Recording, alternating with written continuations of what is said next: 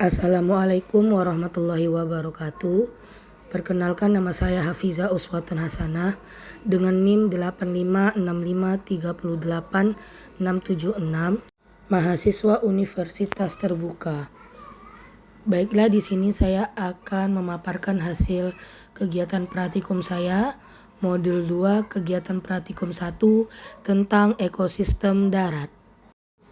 Ekosistem adalah suatu sistem yang terbentuk karena adanya hubungan timbal balik antara makhluk hidup dengan lingkungan hidup dan di antara keduanya tidak bisa dipisahkan. Ekosistem terdiri atas komponen biotik dan abiotik. Komponen biotik terdiri dari produsen, tumbuhan, konsumen, hewan, dan dekomposer, pengurai. Sedangkan komponen abiotik yang terdiri dari bahan anorganik, bahan organik, dan kondisi iklim. Yang kedua, ekosistem buatan, misalnya kolam ikan, sawah, ladang atau kebun, dan akuarium. Di sini saya akan melakukan praktikum tentang ekosistem darat alami dan buatan. Adapun alat dan bahannya, yang pertama, lembar pengamatan. Kedua, aplikasi barometer. Yang ketiga, alat tulis.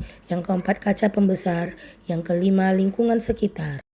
Yang pertama, kita akan menuju ekosistem darat alami, yaitu hutan.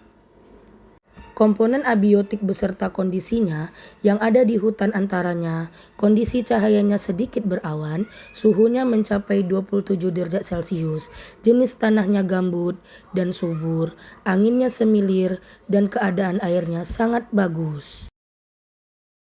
Kemudian kita akan mengamati komponen biotiknya terdiri dari tanaman dan hewan.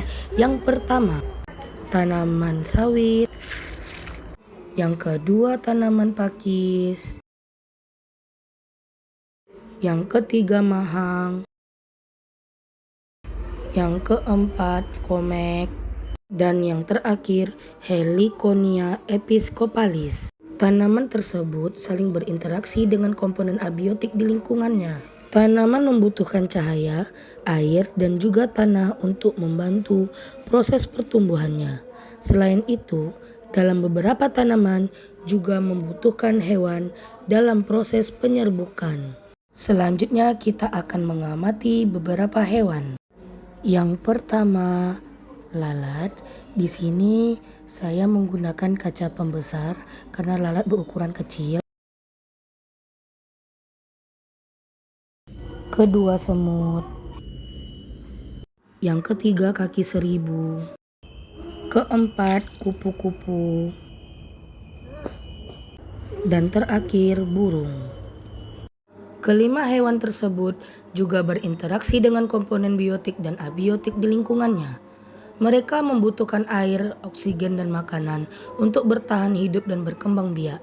Dalam hal ini, tumbuhan sebagai konsumen, selain itu ada juga sebagai dekomposer atau pengurai. Pertama, cacing. Yang kedua ada bakteri, dan yang ketiga ada belatung. Mereka adalah makhluk hidup dengan memperoleh energi dengan cara mengurai sisa makhluk hidup lain yang sudah mati.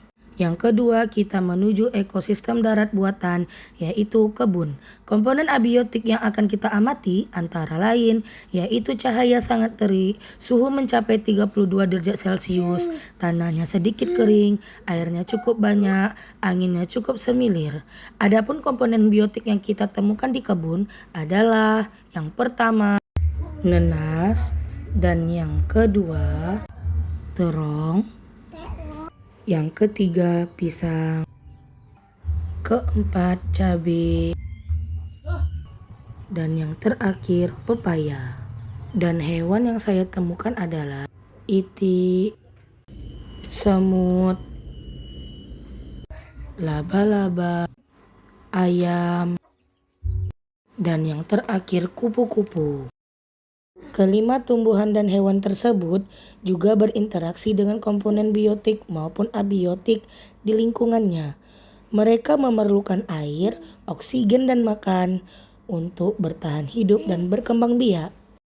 Kesimpulan, dari hasil pengamatan pada lingkungan sekitar, yaitu hutan dan kebun, menunjukkan bahwa di alam ini terdapat hubungan timbal balik antara komponen biotik dan abiotik yang membentuk sistem ekologi atau ekosistem.